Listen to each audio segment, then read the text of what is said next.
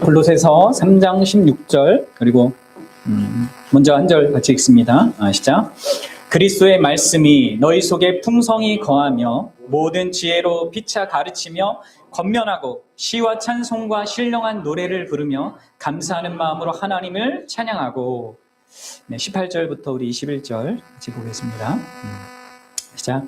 아내들아 남편에게 복종하라. 이는 주 안에서 마땅하니라. 남편들아 아내를 사랑하며 괴롭게 하지 말라. 자녀들아 모든 일에 부모에게 순종하라. 이는 주 안에서 기쁘게 하는 것이니라. 아비들아 너희 자녀를 노엽게 하지 말지니 낙심할까 함이라. 네.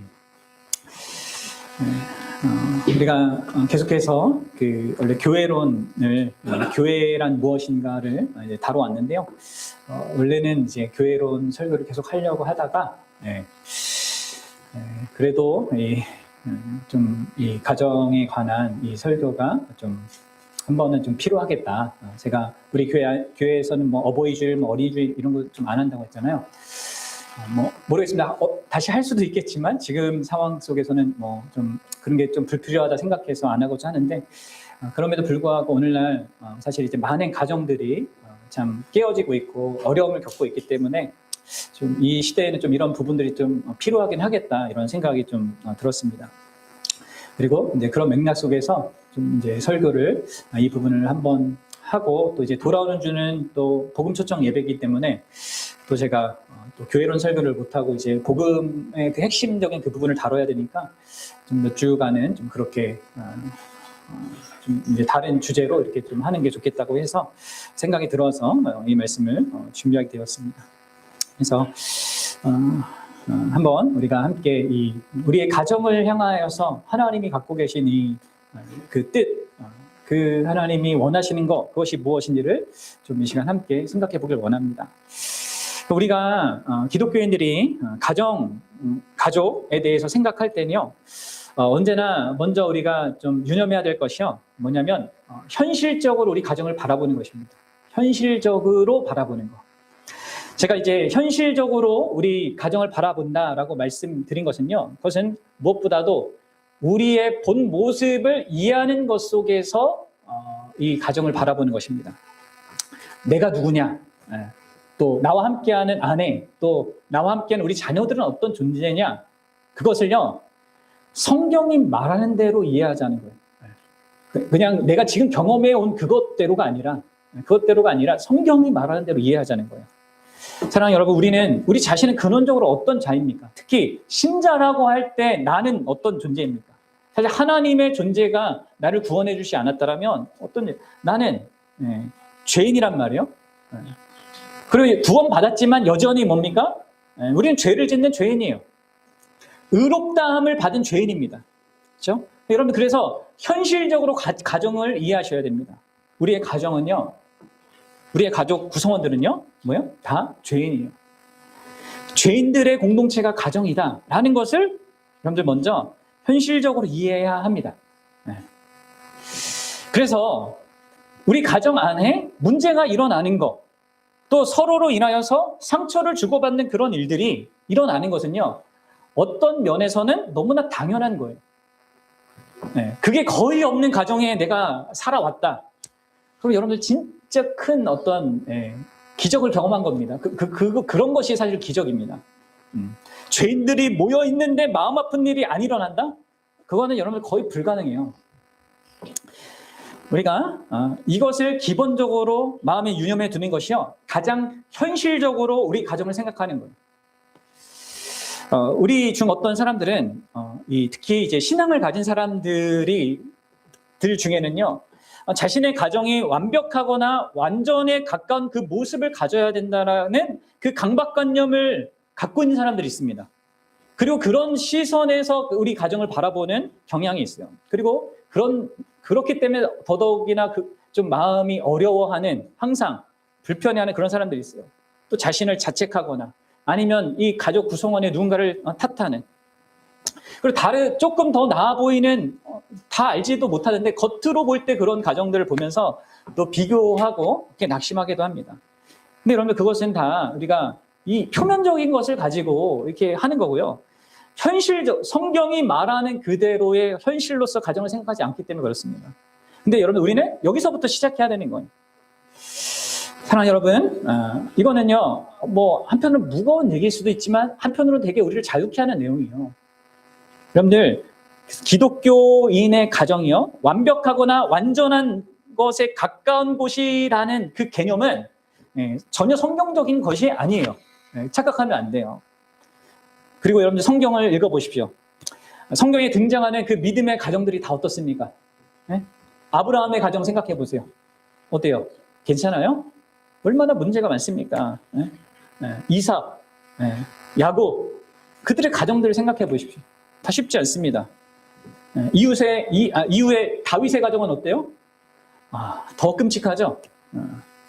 항상 좋은 일만 가득했던 그런 가정은요, 단 하나도 없어요. 그리고 이것은 경험적으로도 그렇지 않습니까?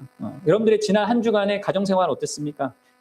얼마나 많이 우리가 남편으로서, 아내로서, 또 부모로서, 자녀로서 많이 실패했습니까? 많이 우리가 잘못한 것이 많습니까?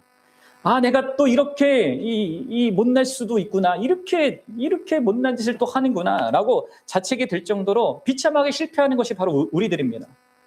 우리는 우리 가정 안에서 구성원들 서로에게 실패하고, 더 나아가 얼마나 많이 또 우리가 하나님께 실패합니까? 사실 그렇게 실패하는 그 모든 것이 사실 하나님께 실패하는 건데, 그렇습니다, 여러분들. 우리가 서로 다투고, 서로 짜증내고, 또 서로 심각하게 오해하고 합니다. 좋을 때도 있지만 그렇지 않을 때가 사실 많아요. 근데 여러분들, 일단 여러분들 아셔야 돼요. 이런 현실이 사실 이상한 건 아니다. 그렇습니다. 기독교인들이라 할지라도 그런 기독교인 가정 역시 종종 그런 상황이 만들어지고 일어날 수 있고, 그것이 어떤 의미에선 정상이다. 이게 우리가 현실적으로 우리 가정을 바라보는 가장 기본적인 태도예요. 그리고 이것은 나 개인을 생각할 때도 그렇게 인식을 하셔야 돼요.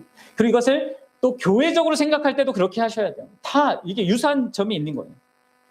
근데 여러분, 이 측면을 우리가 이 개인적인 이 측면으로 가져와서 한번 좀 생각을 다시 해볼게요. 우리 개인도 어떻습니까? 우리가 죄인으로서 우리가 살아가는 삶 속에서 우리가 얼마나 이 죄의 영향을 많이 받으면서 살아갑니까? 물론 하나님께서 우리를 구원하십니다. 놀라운 은혜로 구원하셔요. 말로 다 할 수 없는 은혜로 구원하십니다. 그리고 성경 전체 이야기는 결국 어떻게 하나님께서 예수 그리스도 안에서 우리를 죄로부터 구원하는가의 이야기란 말이에요. 그리고 그 구원은요, 사실 완전한 겁니다. 그분은 그분의 구원을 통하여서 우리를 의롭다 하시고 칭의, 또 우리를 거룩하게 하시고 성화, 그리고 우리를 영화롭게 만드십니다. 완전한 인생이 되게 만드셔요. 그 구원, 하나님이 하시는 그 구원은 완전한 거란 말이에요. 오직 은혜로 오직 믿음을 통하여서 하나님은 우리의 믿음을 보시고, 그 믿음이 공로가 된 것이 아니라 예수 그리스도의 은혜로 말미암아 우리를 의롭다 해주신단 말이에요. 우리가 죄인임에도 불구하고. 그래서 죄의 형벌로부터 우리를 완전하게 자유해요.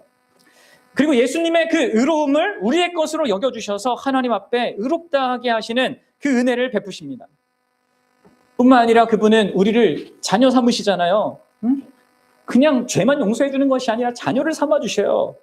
그래서 어떻게 됩니까? 관계를 주시니까 그 관계 속에서 우리가 조금씩 거룩해져 가는 그 성화의 은혜가 뒤따라오게 됩니다. 근데 여러분들, 이것을 잘 생각하셔야 돼요. 하나님께서 먼저 우리의 것을 삼아 주신 다음에, 자녀를 삼아 주신 다음에 그 관계 속에서 우리를 거룩하게 하시는 거예요. 그리고 이 성화의 그 과정 끝에 우리는 그분의 은혜로 말미암아 영화라고 하는 그 구원의 최종 결론을 갖게 됩니다. 근데 여러분들, 이 성화의 과정이요, 어떤 과정이냐면 우리 평생 걸리는 과정이에요. 조금씩 예수 그리스도를 닮아가는 것이 있지만 평생의 이 과정은 끝나지 않습니다. 끝나지 않고요, 우리 믿음의 선배들이 우리가 아무리 이 땅에서 다른 사람보다 더 어떤 성숙을 이뤘다 할지라도요, 마지막에 예수님이 주실 그 영화로운 그 모습에 한 발자국밖에 안 된다고 얘기했어요. 다. 그런 길을 가는 거예요, 여러분들. 우리는 죽음의 시점에 가서야 영화롭게 됩니다. 그리고 처음으로 우리는 완벽해집니다. 그렇기 때문에 사실 어떤 의미에서 우리가 이 생애 동안에는요, 신자들은 계속해서 죄를 짓습니다.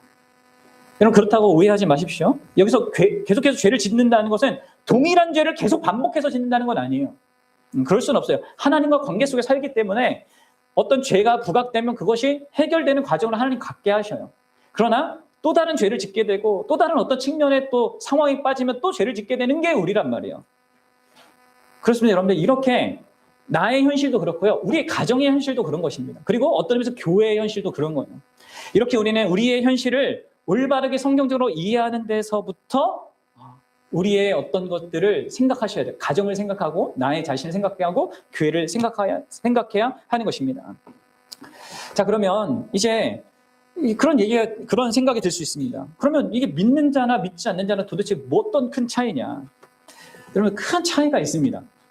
겉으로 볼 때는 유사할 수도 있고 특히 겉으로 볼 때는 믿지 않는 사람들이 더 어떤 면에서 좋은 어떤 것들을 다 가질 수도 있어요. 그러나 큰 차이가 그 안에 있습니다. 그것이 무엇일까요?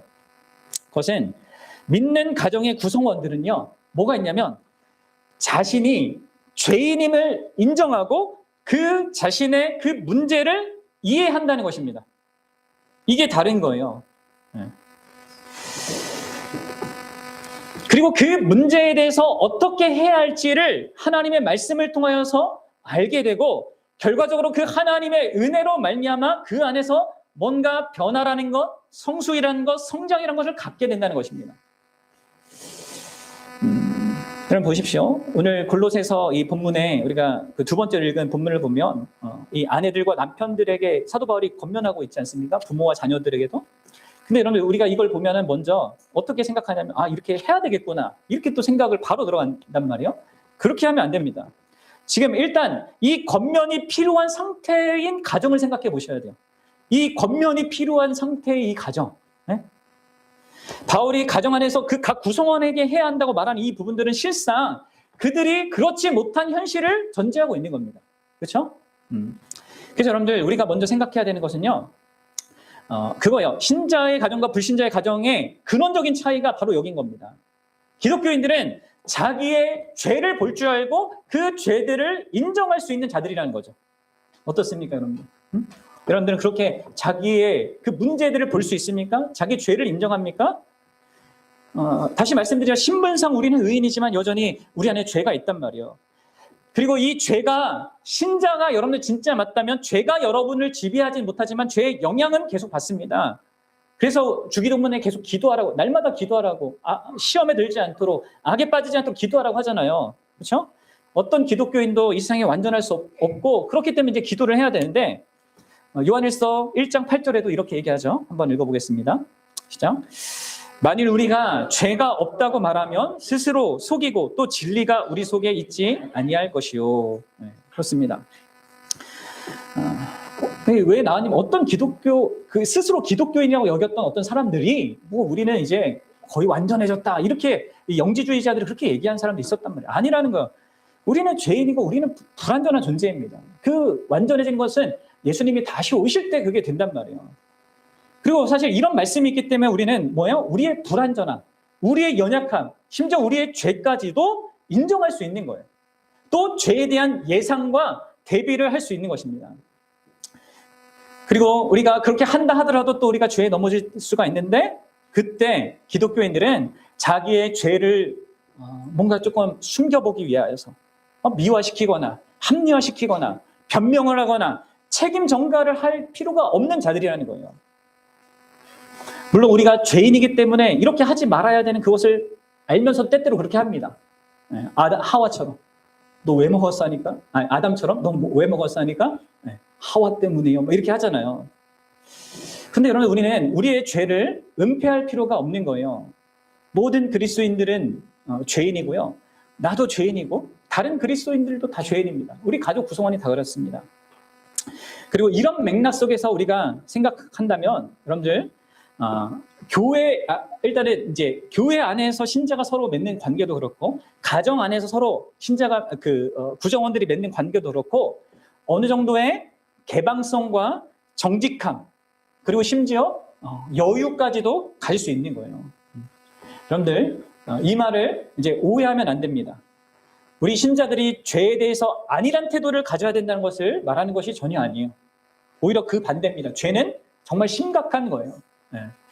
예수 그리스도께서 이 땅에 오셔야만 했고 십자가를 짊어지셔야 했을 정도로 심각한 겁니다. 정말 가볍게 보면 안 되고, 여러분들 신앙생활 잘하는 것은 죄의 실체가 자기 안에서 깊어지는 게 지금 내가 잘 신앙생활 잘하고 있는 겁니다. 죄에 대해서 별로 이 생각을 못하는 사람들은요, 신앙생활 지금 엉망으로 하고 있는 겁니다. 이게 여러분들 내가 신앙생활 지금 잘하고 있고 하나님의 뜻을, 성령의 인도함을 잘 받고 있는가에 대한 그 판별점이에요. 잘 생각하세요. 절대 제가 죄를 가볍다고 얘기하는 거 아니에요. 그리고 이렇게 가볍게 여겨도 된다, 이런 얘기가 아닙니다. 그런데 우리가 뭘 이렇게 오해하면 안 되냐면, 우리가 이 죄를 발견하고 죄를 인정할 때 이 죄된 어떤 것을 감추기 위해서, 뭔가 변명하기 위해서 헛된 노력과 그 수고를 통하여서 나의 많은 시간들을 허비할 필요가 없다는 거예요. 자책하느라 그렇게 시간을 낭비할 이유가 없다는 겁니다. 오히려 하나님의 뜻을 행하는데 실패했다는 그 사실을 하나님 앞에서 자유롭게 인정할 수 있는 거예요. 나에 대한 불편한 그 진실을 인정할 수 있는 자유가 기독교인들에게는 있고요. 그렇습니다. 그리고 그렇게 한다고 해서 뭐가 달라지는 게 없어요. 그분이 나를 사랑하는 게 달라지는 게 없습니다. 나에게 주어진 그 의로움이 달라지는 게 없어요. 그분이 나를 거룩하게 하시는 그 과정을 안 하시지 않아요. 없으면 계속 영광스러운 그 영화의 과정까지 그분이 이끄셔요. 그리고 바로 여기에서 회개의 가능성이 생기는 겁니다. 이런 하나님이기에 우리가 진짜 회개할 수 있고, 도움을 구할 수 있는 것이죠.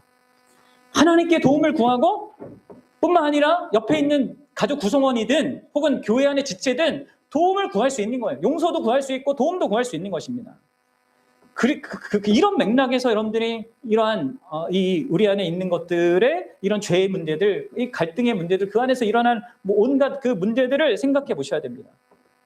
그럴 때 어떤 우리의 삶에 죄악된 어떤 한 양식에서부터 벗어날 수 있고 전진할 수 있게 되는 겁니다. 성장할 수 있게 되는 것이죠. 이 죄악된 어떤 삶의 양식들, 그것을 성경이 말하는 그 양식으로 대체할 수 있는데 더 많이 노력할 수 있는 거예요. 거기에 더 시간과 에너지를 쏟을 수 있는 것이죠. 그렇습니다. 여러분들, 신자는 죄의 사실을 축소하거나 부인하거나 하면서 시간을 낭비하는 대신에 죄를 처리하는데, 죄 대신 하나님이 기뻐하신 그것으로 그러한 어떤 내용을 채우는 데 집중할 수 있는 거예요.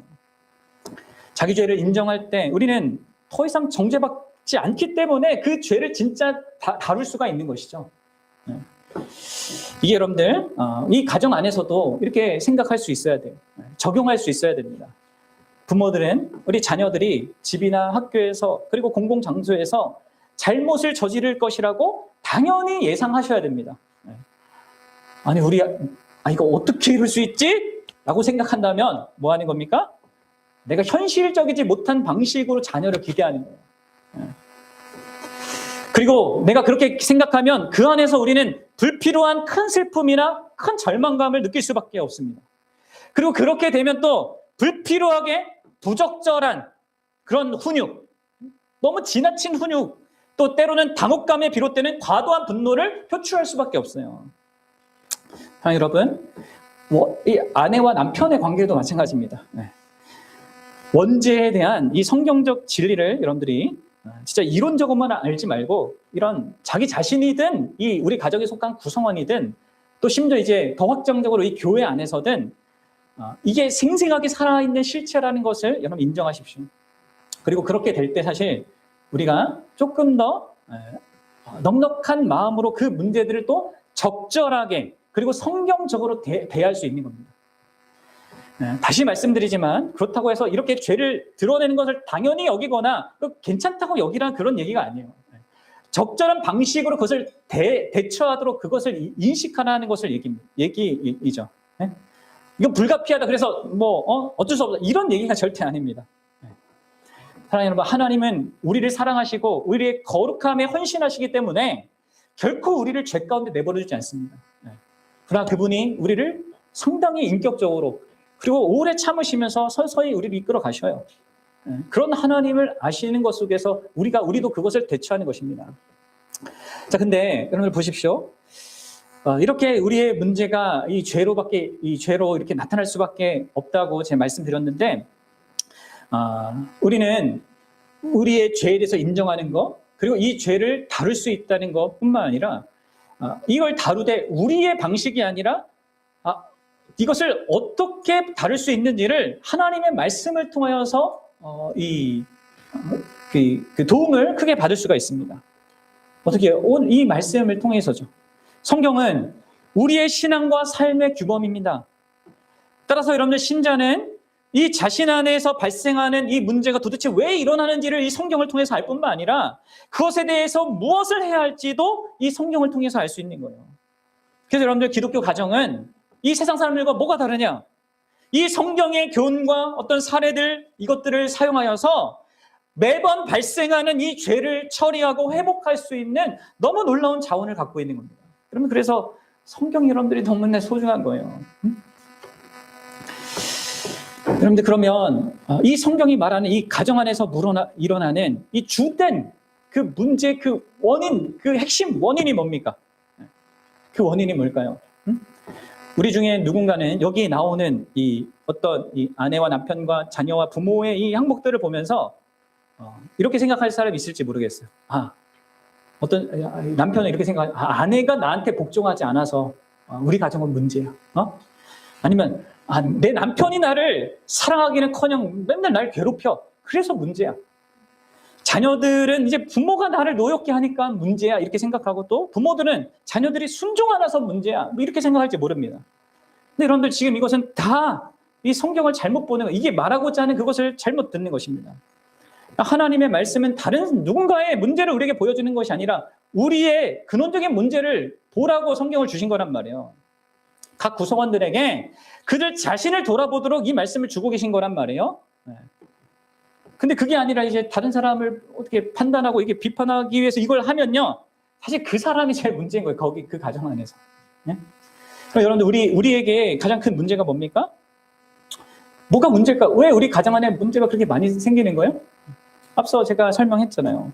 물론 그런 것들이 있어요. 우리가 과거에 내가 자랐던 과정 중에 뭐 상처받은 것이 있었기 때문에 그게 영향을 줄 수도 있습니다. 또 진짜 나와 함께하는 이 현재적인 함께하는 그 사람이 뭐 자녀들이 부모들이 뭐 문제가 많아서 그럴 수도 있어요. 모든 것이 그런 문제에 결부되어 있을 수 있습니다. 그러나 그런 것들은 결정적인 건 아니에요. 그것들이 다뤄줘야 되고 해결도 돼야 됩니다. 하지만 가장 결정적으로 이 근원적인 문제를 우리 각 사람이 다 갖고 있습니다. 그럼 그게 뭔지 아십니까? 오늘 본문이 말하고 있는데 보여요, 그게? 본문에 이거는 이제 긍정적인 것을 이제 반대로 비춰서 생각해 봐야 되는데, 두 번이나 강조되고 있는 단어가 있어요. 그게 뭐예요? 바로 주 안에서라는 말이에요. 지금 이 모든 관계성을 주님 안에서 보라고 지금 사도 바울이 얘기하고 있는데, 그 말은 뭡니까? 그걸 반대로 이해하면 뭡니까? 우리 가정에서 일어나는 모든 문제들은요, 결국 한 사람이 자기의 현실을, 이 관계를 주 안에서 보지 않기 때문이라는 거예요. 주님이 다스리시는 현실, 주님의 허락하심 속에 있는 관계, 또 주님이 규정하신 어떤 질서, 주님이 있게 한 나라고 하는 그것으로 나의 현실을 인정하지 않고 거기에 굴복하지 않기 때문에 사실 모든 문제가 있는 것이죠. 이것을 달리 표현하면 뭡니까? 지독한 자기중심성입니다. 자기를 중심으로 생각하고 이 현실을 하나님을 중심으로 생각하는 것이 아니라 그냥 내가 느끼고 내가 경험하고 하는, 또 나의 이익, 나의 손해, 이것을 기준으로 판단하고자 하는 그것. 근데 그렇게 하면 결국 뭐를 파괴하냐면 여러분들 거기 안에 있는 하나님이 두신 질서를 파괴하거든요. 그래서 거기서부터 이런 모든 문제가 나오는 것입니다. 이 모든 안 되는 이런 문제들은요, 근원적인 이 죄로부터 나온, 주 안에서 하지 않는, 주님을 마음에 두지 않는 거기서부터 나온단 말이에요. 여러분 어떻습니까? 여러분들은 질문이에요. 여러분들의 삶에서, 특히 관계에서 하나님이 두신 질서가 있다는 것을 압니까? 그리고 그 질서 속에서 내가 감당해야 될 나의 역할이 있다는 걸 압니까? 그리고 그 감당해야 될 그 역할은 상대가 잘하느냐 못하느냐와 상관없이 내가 하나님 앞에서 하는 것이라는 것을 알고 있어요? 하나님 때문에 그걸 해야 된다는 거. 여러분 그렇게 관계를 생각합니까? 어떠세요? 한번 보셔요. 근데 여러분들 많은 사람들이 이게 그렇게 하지 않아요. 그래서 우리 안에 일어난 대부분의 문제들은 이 상대가 나한테 어떻게 하느냐에 따라서 내가 하는 것을 다 그 어떤 규모를 결정합니다. 나한테 잘해주면 나도 잘해주고, 나한테 이렇게 하면 나도 공격하고, 남편이 복종해야 할 만 해야지 복종한다 이렇게 생각하죠. 아내가 사랑해야 할 만 해야지 사랑할 수 있다 이렇게 생각합니다. 부모가 순종해야 할 만한 자들이 돼야지 순종하고, 또 자녀가 노엽게 안 해야지 화를 내지 않는 거 아니냐 이렇게 생각한다는 거죠. 여러분들 이런 모든 생각들은 결국 우리가 우리 자신이 이제 어떤 의미에서 자기가 이 하나님을 이렇게 생각하지 않는 것 속에 그렇게 판단하는 거거든요. 하나님이 주님으로 계시다는 것을 부인하는 것과 다름없습니다. 그래서 우리가 죄를 다루는 이 방식은요, 여기서부터 시작돼야 돼요. 어떤 의미에서. 이제 아까 말씀드린 앞에서 나온 어떤 우리의 행위들 이 측면이 아니라 근원적으로 여기서부터 생각해야 됩니다. 하나님을 배제하고 그렇게 현실을 생각하려고 하는 그 죄를 회개하고 다시금 하나님을 주님으로 인정하고 예수 그리스도를 주님으로 인정하고 그 기반에서 현실을 생각하는 방향으로 나아가야 하는 거예요. 그리고 이 안에서 가장 싸워야 될 것은 이거죠. 진짜 자기중심성과 싸우는 겁니다. 다른 사람의 유익을 구하는 것보다 나 이익을 쫓아서 하는 그 사고방식이 온갖 문제를 만들어내기 때문에 그 문제와 싸워야 돼요. 가정 안에서의 모든 문제를 해결하기 위해서는 먼저 나와 싸워야 됩니다. 근데 여러분 사탄은 우리 자신이 우리 안에 있는 이 죄와 싸워야 된다는 것을 자꾸 망각하게 하고 딴 데로 시선을 돌리게 하잖아요. 상대에게로. 아니면 이 하나님을 배제하는 그런 방식으로 한단 말이에요. 아니면 여러분들 모든 근본 문제는 사실 나에게 있단 말이에요. 그래서 이 문제 해결도 자기 안에서부터 시작돼야 됩니다. 어떻게요? 진짜 사실 이제 우리의 어떻게라고 하는 방식으로 될 수 있는 건 아니고 진짜 하나님께서 도와주셔야 돼요. 성령 하나님께서 우리의 마음을 돌이켜 주셔야 됩니다. 우리 안에 진짜 예수 그리스도가 누구인지가 더 선명해지고 그분이 나의 삶의 주인 된 게 얼마나 중요하고 그게 얼마나 복된 것인지, 그분이 나를 위해서 하신 그 모든 과거 일과 지금도 우리를 위해 하고 계신 그 일이 나에게 선명해져야 됩니다. 그래서 그분으로 말미암아 내 안이 정말 충만해져야 돼요. 그분으로 말미암는 특별히 이제 기쁨이 우리 안에 있어야 돼요. 그럴 때만 사실 달라질 수. 이 자기중심성을 극복하는 길은 그것밖에 없거든요. 내가 나를 챙기지 않아도 될 정도로 나를 정말 한없이 사랑하시는 그분이 내 안에 충만해지는 것밖에 없어요. 그 성령의 도우심밖에는 안 되고 없거든요. 그리고 여러분들이 그렇게 이 예수님으로 말미암는 그런 어떤 기쁨이 여러분들에게 점점 더 생기고 하나님 도우심 가운데 있게 될 때 여러분들은 비록 관계에서 기대만큼 어떤 만족을 얻지 못하더라도요, 여러분들은 이 성경이 말하는 대로 그 사람들을 대할 수 있게 되는 거예요. 조금 더 너그럽게 또 인내하면서 그렇게 할 수 있는 거죠. 그렇습니다, 여러분들. 그리고 그게 사실 가장 중요한 우리가 어떤 의미에서 두 번째 현실이기도 합니다. 죄의 현실이 첫 번째 현실이라면 우리가 기독교인들이 항상 인식해야 될 그 현실이 죄의 현실이 그 첫 번째 현실이라면 또 다른 현실은 여러분들이 진짜 참 그리스도인이 맞다면 여러분들과 함께 연합되어 있는 그 예수 그리스도 그분 또한 또 그분으로 인해서 우리 안에 있게 된 성령 하나님 또 같이 연결되는 성부 하나님, 삼위일체 하나님이 또 나와 함께하고 있다는 그 사실이 또 강력한 또 현실이거든요. 그럴 때 여러분들 이 하나님 죄로부터 나를 구원하셔서 그 과정이 긴 과정이지만 결국 나를 완성으로 이르게 하실 그 하나님이 나와 함께하고 있다는 이 현실이 내가 아무리 죄가 강력해도 내가 거기서부터 벗어날 수 있는 이유, 거기서 전진할 수 있는 이유, 계속적으로 똑같은 죄를 반복하지 않고 거기서 벗어날 수 있는 그 막강한 이유가 되는 겁니다. 근데 이 하나님에 대한 현실이 희미해지면 당연히 이길 힘이 없죠. 그래서 여러분들 성령의 도우심을 이 밝게 하나님을 보도록 구하셔야 됩니다. 바라기는 여러분들, 저와 여러분들이요, 이 예수님의 그 주되심, 그 나의 인생과 우리 가정과 나의 모든 삶에 나와 함께 하시고 그분이 주관하신 나임을 바라보고 정말로 인정할 수 있게 됩니다. 그리고 그것만이 나의 그 자기중심성을 극복하고 이겨내는 중요한 그런 길이란 말이에요. 기꺼이 나를 부인할 수 있는 뭐예요? 예수님이 이끄는데 나를 맡길 수 있습니다.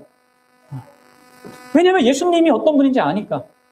나를 위해서 자기 자신 전부를 버리신 분인데 그분이 인도하는 그 길이 얼마나 복된 길이겠어요. 사랑하는 여러분, 그래서 그분이 특히 이 가정 안에 두신 이 그분의 원리를 우리가 잘 따라가야 돼요. 예수님은 모든 것의 주인이지만 특히 가정의 창시자입니다. 가정은요, 사람들의 발명품이 아니요, 진화의 과정을 통하여서 인간들이 결국은 이게 가장 좋겠다 해서 만든 그것이 아닙니다. 처음부터 이 세상이 창조될 때부터 하나님께서 가장 소중하게 아름답게 형성한 것입니다. 창조의 절정으로 존재해 왔습니다. 그래서 여러분들, 우리가 가정이 아름다워지고 그 안에서 문제를 조금씩 해결하는 그 아름다운 가정을 갖기 위해서는요, 이 가정이 어떻게 기능해야 되는지, 각 사람은 어떤 방식으로 해야 되는지에 대해서 이것을 그 주님으로부터 배워야 되는 거예요. 그 배우는 것과 그것을 할 수 있는 힘까지도 공급받아야 되는 것이죠. 그래서 오늘 이 본문이 우리에게 도움이 되는 겁니다. 물론 여러분들, 하나님은 우리에게 가정 안에서 남편과 아내와 부모와 자녀들 사이에서 어떻게 하라는 것을 세세하게 항목적으로 얘기하진 않습니다. 다만 이 가정이 어떤 핵심적인 어떤 원리로 돌아가야 되는지 그것을 말해주는 거예요. 모든 시대, 모든 장소, 모든 문화를 위한 원리를 말해주는 겁니다. 각 세부 사항은 사실 가정 안에서 함께 논의하면서 그걸 이렇게 해가면 되는 거예요. 그러나 이러한 핵심 원리들은 반드시 갖고자 해야 돼요. 그리고 여러분들, 이것은요, 여러분들이 뭘 생각하셔야 되냐면 이게 삼위일체 하나님을 반영하는 방식으로 있다는 걸 생각하셔야 돼요. 그냥 이걸 우리 힘든 거 하라고 하고 내가 싫어하는 거 안 되는 거 하라고 한다고 그렇게 생각하지 마시고, 이 가정 안에서 서로의 역할과 이런 모든 기능들은 사실 삼위 하나님 서로의 그 관계성을 반영하는 어떤 것으로 주어진 것입니다. 그래서 이러한 모든 요구들을 우리가 소중하게 여기고 귀하게 여길 수 있어야 되는 거예요. 네? 여러분들 보십시오. 이 땅에 중력의 법칙이 있지 않습니까? 우리가 중력의 법칙을 잘 따라서 살아야 돼요. 하나님이 그걸 두셨으니까 그걸 따라 살아야 되지. 내가 그 중력의 법칙을 나는 좀 따르기 싫은데 하면서 이 높은 건물에서 내가 한번 걸어가겠다 하면 어떻게 되는 겁니까? 네? 나를 망가뜨린 거예요. 그리고 딱 거기 밑에 있는 사람 중에 또 누구에게 피해 줄 수밖에 없어요. 하나님의 어떤 기준, 법칙, 이것을 원리, 이것을 파괴하는 방식으로 하면 나도 파괴되고 많은 사람도 파괴합니다. 마찬가지예요. 가정 안에도 하나님이 두신 어떤 원리가 있는 거예요. 적어도 지켜야 될 어떤 원리. 그게 이제 오늘 제가 이제 이거 세세하게 다루지 못하지만 큰 맥락 속에서만 이걸 설명하고자 합니다. 이제 적용적으로. 이걸 따라서 여러분들이 여러분들 안에 있는 그 자기중심성과 싸우면서 우리의 주인 되신 그분의 뜻 가운데 그 가정 안에서 자기 역할들을 감당하시고자 하셔야 됩니다. 자, 먼저 아내의 역할입니다. 아내는 뭐라고 합니까? 우리 18절 같이 함께 읽어보겠습니다. 시작. 아내들아, 남편에게 복종하라. 이는 주 안에서 마땅하니라. 아멘. 우리 아내들, 또 아내 되실 분들 다 읽은 거 맞죠? 네. 복종하라. 네. 그럼 여기서 복종한다는 것은 무엇일까요? 네. 아무 생각 없이 모든 것에 예의하는 걸까요? 네. 그렇지 않습니다. 여기 복종하라는 그 명령은요, 이제 헬라어 형태로는 중간태라고 하는 형태로 이제 사용되었습니다. 그 얘기는 뭐냐면, 풀어서 설명하면 여러분 자신을 복종시키라는 거예요. 그러니까 그 얘기는 스스로 그렇게 하라는 거예요. 억지로 그렇게 비굴한 방식으로 노예처럼 하는 것이 아니라 의도적으로, 선택적으로 그렇게 하라는 거예요. 의도적인 선택을 하라는 거죠. 그것이 주 안에서 이제 이유는 마땅하기 때문에 그렇게 하는 겁니다. 이것은 마치 이제 이러한 구체적인 내용은 에베소서에서 더 나오긴 하는데 뭐에 대해서 복종하는 거예요? 남편의 머리됨에 대해서 복종하는 거예요. 그리고 잘 생각해 보시면 머리가 우리 몸에 어떤 지시를 받는 거 너무나 자연스럽고 당연한 거 아니겠습니까? 그리고 그렇게 하는 게 자기에게도 유익이고 머리에게도 유익인 것처럼 그런 걸 이해하면서 복종하라는 거예요. 그래서 여러분들 여기서 복종은 그저 그냥 무조건적인 어떤 것이 아니라 진짜 자발적으로 의도적인 선택의 복종이에요. 근데 여러분들 여기서 복종과 관련해서 여러분들 유념해야 될 사실인데 복종하는 거 이것은요 절대 열등함을 의미하지 않습니다. 아내들은 복종하는 그 역할을 맡은 거예요. 그리고 그 역할을 맡았다는 것은 절대 열등한 게 아니에요.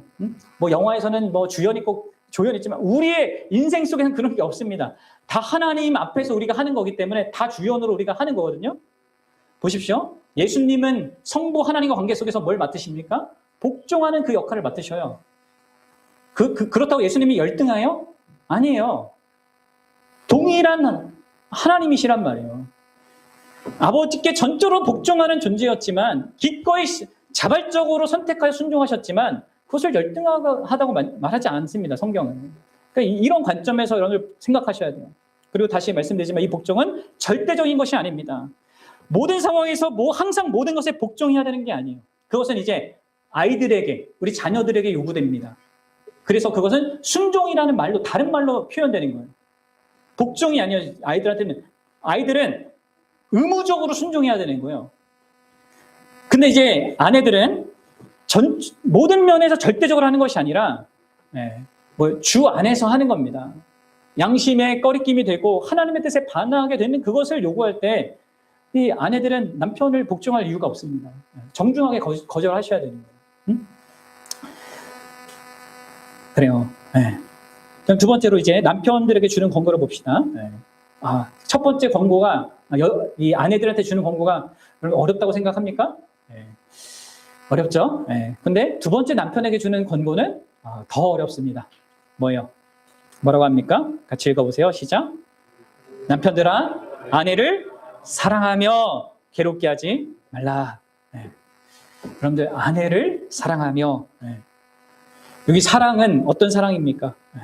에베소 5장 25절에는요, 그 사랑이 어떤 사랑인지 이렇게 얘기합니다. 한번 보세요. 남편들아, 아내 사랑하기를 그리스도께서 교회를 사랑하고 그 교회를 위하여 자기 자신을 주신 같이 하라. 얼마나 엄청난 사랑인 줄 알겠어요? 남편들의 역할은 더 어마어마한 겁니다. 교회가 전혀 하나님께 사랑받을 자격이 없는데 그 예수님이 자기 전부로 사랑하고 그 전부된 이 사랑하는 교회를 아무 자격 없고 정말 모자라는데 계속 거룩하게 하기 위해서 계속해서 자기 전부를 쏟으신단 말이에요. 이걸 이제 우리가 성찬 때도 계속 확인하는 거란 말이에요. 우리를 거룩하게 하기 위해서 그분이 자기 전부로 사랑하는 대상으로 삼는 게 우리 교회인데 그런 방식으로 아내를 사랑하라 합니다. 여러분들, 이런 요구는 특히 이 사도 바울이 살았던 이 당시에는요 전혀 생각하지 않았던, 남자들은 절대 생각하지 않았던 그런 내용이에요. 어떤 그 책에도 남편이 아내를 사랑하라 이런 얘기 없습니다.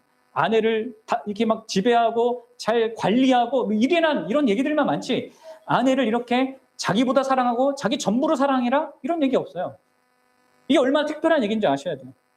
그리고 여러분들 여기서 사랑도 오늘날 사람이 생각하는 것처럼 그냥 감정적으로 사랑하는 그거 말고요. 진짜 상대의 유익을 위하여서 나를 희생하는 사랑을 얘기합니다. 그렇기 때문에 여러분들 이러한 사랑으로 사랑하는 이 남편은 아내에게 뭐를 요구하겠습니까? 너 그냥 내 말 들어. 내가 하라는 대로 해. 그런 걸 요구하지 않죠. 어떤 요구라도 그 요구는 아내가 기쁨이 되고 아내에게 유익이 되는 것을 요구할 겁니다. 그렇죠? 그러면 아내는 그것을 기쁨으로 복종할 수 있게 돼요. 여러분 그런 관계성을 요구하는 거예요. 그래서 여러분들 왜 우리 특별히 남자들은 잘 생각하셔야 돼요. 왜 내 아내가 나의 권위를 인정해 주지 않는가? 여러분들이 그렇게 사랑을 해야 돼요. 거기 속에서 권위가 생기는 거란 말이죠. 응? 내가 진짜 그 사랑으로 요구하고 있는가를 돌아보셔야 되는 거예요, 남자들은. 덧붙여 여러분들 여기에서 나오는 괴롭게 하지 말라는 것은요, 당시 문화에서 흔히 볼 수 있었던 그 경험을 반영하는 겁니다. 남편들은 아내를 그냥 어떤 의미에서 그냥 소유물처럼 생각했잖아요. 언제든지 여러 부인도 둘 수도 있고, 원하면 헤어질 수도 있고, 심지어 유대교 안에서 그런 것들도 성행했습니다. 괴롭게 하지 말라라고 하는 이것을 하면서 그 문화에서 영향이 있는 어떤 것을 분별하면서 그것을 잘 거절하라고 얘기하는 것입니다. 여러분들 잘 생각하셔야 됩니다. 오늘날 세상이 보여주고 내 주변에서 보는 어떤 거에 의해서 우리 가정에 어떤 것을 막 투영해서 그렇게 원하거나 바라거나 하는 것을요, 잘 주의하셔서 하셔야 돼요. 그것이 아니라 성경이 말하는 그 기준 안에서 그 가정생활을 영위하고자 해야 됩니다. 자, 그리고 세 번째로 이제 자녀들은 뭐 하라고 합니까? 우리 자녀들 뭐 하라고 합니까? 같이 읽어봅시다. 뭐예요? 같이 읽어봅시다. 시작. 자녀들아, 모든 일에 부모에게 순종하라. 이는 주 안에서 기쁘게 하는 것이니라. 네, 그렇습니다. 사랑하는 여러분, 우리 자녀들 부모님에게 언제 순종해야 돼요? 모든 일에 순종해야 돼요. 여러분들, 이 모든 일에 순종하는 것은 10계명에 우리가 아까 읽었던 10계명의 5번째 계명 있잖아요. 그것을 적용한 거예요, 지금. 그럼 잘 들으세요. 적용한 겁니다. 그대로 갖다 쓴 게 아니에요. 10계명의 5계명은 뭐예요? 공경하라입니다. 이것은요, 이 10계명의 5계명은 항상 자녀들이 어릴 때부터 그리고 부모님이 돌아가실 때까지 자녀들이 항상 부모님께 대해야 될 태도입니다. 공경하는 것은. 근데 여러분, 여기에서 순종하라는 것은요, 그 공경을 자녀들이 부모의 슬하 아래 있을 때, 부모의 권위 아래 있을 동안에 어떻게 해야 되는지 보여주는 것입니다. 그래서 순종이라는 것은 부모의 권위 아래 살아갈 동안이라고 하는 그 제한이 있는 거예요. 우리 아이들 잘 기억하셔야 돼요. 그래서 그 부모 아래에서 여러분들이 살아갈 때는 그것을 의무적으로 여러분들 따라가야 하는 것입니다.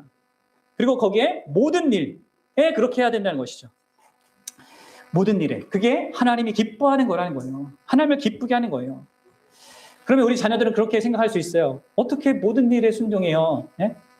근데 여러분들, 부모님이 여러분들을 진정으로 사랑한다면 여러분들에게 좋은 것을 요구할 겁니다.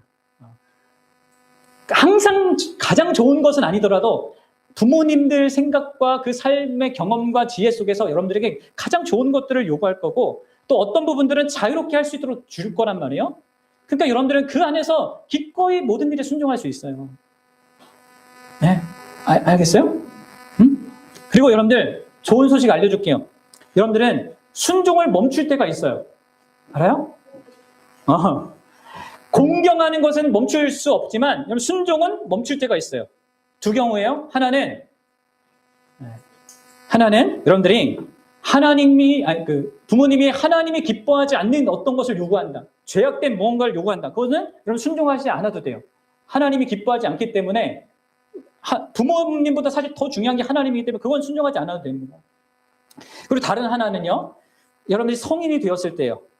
성인이 되었는데 여러분들이 부모가 시키는 대로 한다. 그러면 전혀 좋은 게 아니에요, 그것은. 그건 성경이 말하는 거 전혀 아니에요. 그렇죠? 성인이 되어서 내가 이제 부모의 바깥에서 살아가게 되고, 특히 한 가정을 이루고 살아간다고 한다면 여러분들은 부모의 이야기를 조언을 받을 수 있지만 스스로 결정하고 스스로 판단해야 되는 것입니다. 그렇죠? 그리고 그거에 대해서 선택하고 그거에 대해서 책임져야 되는 거죠. 여러분들이, 우리 아이들이 이런 부분들을 또 잘 생각해 주셨으면 좋겠어요. 그리고 우리 부모들도 자녀들을 그렇게 잘 가르치셔야 합니다. 이제 마지막으로 여러분들 부모가 자녀들에게 어떻게 해야 되는가? 뭐라고 합니까? 네 번째, 같이 읽어봅시다. 시작. 아비들아, 너희 자녀를 노엽게 하지 말지니 낙심할까 함이니라. 네, 그렇습니다. 부모들은요, 우리 자녀들이 노엽워하지 않도록 해야 됩니다. 이게 무슨 말일까요? 그냥 화를 내지 말게 항상 잘해준다 이런 얘기, 그게 아닙니다.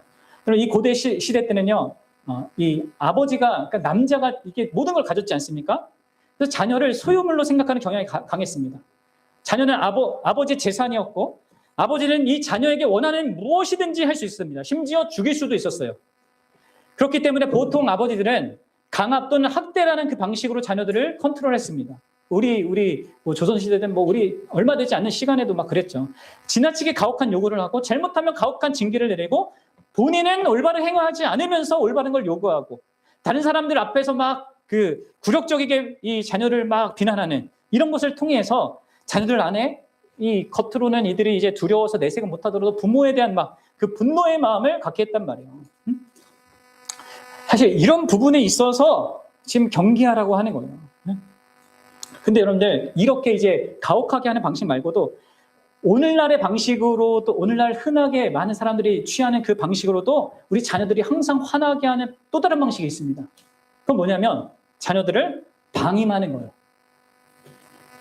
그러니까 특히 이거는 이제 가혹한 부모 밑에서 이게 자라난 그 성인들이, 그 부모들이 내 자녀만은 자유롭게 해줘야겠다 하면서 그 반작용으로 거의 방임의 수준으로 방치하는 경우가 있습니다.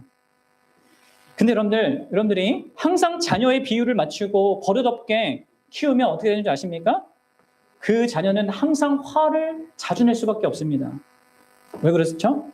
여러분들 특권 의식을 가진 사람들 보십시오. 뭔가 항상 이렇게 받고 이렇게 한 사람들 보십시오. 그 사람들은요, 특징은 뭐냐면 쉽게 분노합니다. 오냐 그렇게 잘하는 사람은요, 다른 사람들에 대해서 쉽게 분노할 수밖에 없어요. 그렇습니다. 오늘 자녀를 자기 마음대로 할 수 있다고 생각하는 그런 극단적인 극보수적인 사고방식이나 자녀가 스스로 자신의 견해를 가지고 살 수 있도록 그냥 돌보고 사랑해줘야 된다. 뭐 터치할 필요 없다. 이렇게 생각하는 극진보적인 사고방식이든 둘 다 경계해야 되는 것입니다. 부모는 자녀가 더 이상 부모를 필요로 하지 않는 그 단계까지 이르도록 성장하도록 성숙해지도록 양육해야 하는 것입니다. 그리고 진정으로 성숙해지도록 또 자립할 수 있도록 그런 목적을 기반으로 그런 목적으로 하나님의 말씀을 기반으로 무엇이 옳고 그른지를 알려주면서 옳은 것에 대해서 계속 순종을 요구해야 되는 거예요. 사랑하는 여러분, 가정은 다시 말씀드리지만 하나님이 창조하신 것이기 때문에 하나님의 이 창조의 원리에 따라 움직여야 합니다. 그렇지 않으면 무너지는 거예요. 특히 여러분들 각자 자기의 역할을 하나님 앞에서 충실히 감당하는 데 온 힘을 쏟으십시오. 다른 구성원들의 얘가 이렇게 하니까 저렇게 하니까에 너무 영향을 받을 수밖에 없지만 그래서 기도해야 되죠. 하나님의 도움을 구해야 되죠. 이렇게 하니까 나는 그거 못하겠어. 그건 속는 겁니다. 죄에게 속는 거고 사탄에게 속는 겁니다. 그리고 너가 이렇게 나오니까 나도 이렇게 나오는 거야 만큼 불신앙적인 말이 없는 거예요. 여러분, 우리는 예수님과 함께하는 사람들 아닙니까? 예수님 때문에 살아가는 자들 아닙니까? 예수님을 위해서 살아가는 자들 아닙니까? 너가 이렇게 하니까 나도 이렇게 할 거야. 이건 불신앙입니다. 믿지 않는 것과 같은 거죠. 여러분, 결론을 맺겠습니다. 진실로 여러분, 우리가 얼마나 이 하나님을 높여 찬양해야 할까요? 한번 생각해 보십시오. 하나님께서 우리의 삶에 진짜 진정한 문제를 직시하게 하시고요. 문제로부터 우리가 어떤 삶의 현실을 잘 파악하고 거기에 안에서 가장 근원적인 문제인 우리 자기중심성이라고 하는 그 죄를 직면하게 만들어 주십니다. 그러니까 진짜 근원적인 문제를 보고 거기서부터 뭔가를 할 수 있게끔, 그 죄에 의해서 속임당하고 무너지고 절망하지 않게끔 그 죄를 이길 수 있는 그 길을 그분이 열어주셔요. 또 그 모든 그 길에, 그 열어주신 그 길에 그분이 함께 해주셔요. 용기도 주시고 지혜도 주시고 어떤 이 방향성과 그 원리들도 제공해 주십니다. 그런 분이 우리 하나님이세요. 우리와 함께 하신 예수님이세요. 여러분, 그분은 우리를 자기 전부로 사랑하시는 분이십니다. 그분을 힘있고 의지하셔서 여러분들의 가정을 바라보시고 또 여러분 가정 안에 그 문제를 바라보시고 그것을 그분과 함께 조금씩 잘 극복해 나갈 수 있기를 바랍니다. 그 모든 것을요, 주 안에서 감당하고자 하십시오. 주 안에서 모든 문제들을 직면하고 그렇게 살아갈 수 있기를, 그리고 그렇게 내 안에 무엇보다 이 주님이 더욱더 풍성해지기를 구하십시오. 그리고 여러분들과 특별히 언약 관계를 맺고 있는 교회의 도움을 받으시기 바랍니다. 그것도 하나님께서 자원으로 주신 거예요. 먼저 그 씨름을 하면서 시행착오를 겪으면서 걸어갔던 그 가정들에게 배우기 위해서 여러분들이 또 존재하는 거거든요. 함께 그러한 교회가 됐으면 좋겠고 그런 하나님이 기뻐하시는 가정이 되었으면 좋겠습니다. 우리 함께 기도하겠습니다.